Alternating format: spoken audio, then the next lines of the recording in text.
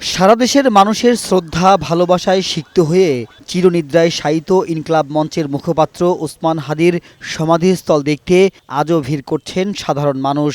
নিরাপত্তার কারণে জাতীয় কবি কাজী নজরুল ইসলামের সমাধিস্থলের মূল ফটক বন্ধ থাকলেও বাহির থেকে হাদীর কবর জিয়ারত করছেন দেশের বিভিন্ন প্রান্ত থেকে আসা ছাত্র জনতা। রোববার সকাল থেকে ফাতেহা পাঠ ও বিশেষ মোনাজাতের মধ্য দিয়ে শহীদ হাদীর আত্মার মাগফিরাত কামনা করেন নানান শ্রেণী পেশার মানুষ। কবর পর্যন্ত পৌঁছাতে না পারলেও দূর থেকে হাদীর প্রতি ভালোবাসা ও শ্রদ্ধা জানান তার ভক্ত সমর্থকরা। অন্তরের থেকে আবেগটা কাজ করছে, গভীর অন্তর থেকে ওনারা শ্রদ্ধা জানাইতে আসছে। ওনার প্রতি ভালোবাসা বা শ্রদ্ধাবোধ থেকেই ওনার কবর জিয়ারতের জন্য আসছে। ভাইয়ার যে চিন্তা ভাবনা ছিল ইনসাফ ভিত্তিক একটা রাষ্ট্র পরিকল্পনা করা, রাষ্ট্রের বিচার সব ক্ষেত্রেই যেন ইনসাফ প্রতিষ্ঠিত হয়।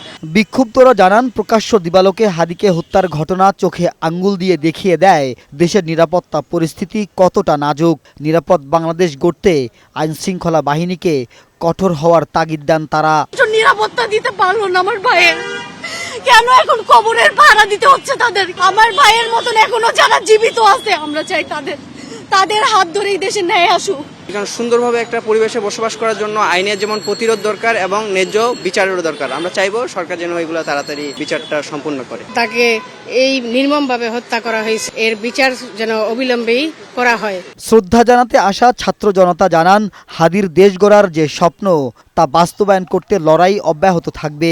হাদীর দীপ্ত কণ্ঠে উচ্চারিত বাণীতে উদ্বুদ্ধ হয়ে ফ্যাসিজমের বিরুদ্ধে লড়াই চালিয়ে যাওয়ার ঘোষণা দেন শ্রদ্ধা জানাতে আসা নানা শ্রেণী পেশার মানুষ। সে আমাদের প্রিয় ব্যক্তি, তার বক্তব্য এটা আমাদের জন্য অমূল্য সম্পদ। যতদিন বেঁচে থাকবো আমি মনে করি এই তার বক্তব্য এই দেশের জাতি এবং নতুন প্রজন্মের প্রেরণা। খুনিরা হাদীকে হত্যা করলেও তার আদর্শ ও আগ্রাসন বিরোধী যে মতবাদ তা থেমে যাবে না বলেও অঙ্গীকার ছিল সর্বসাধারণের কণ্ঠে।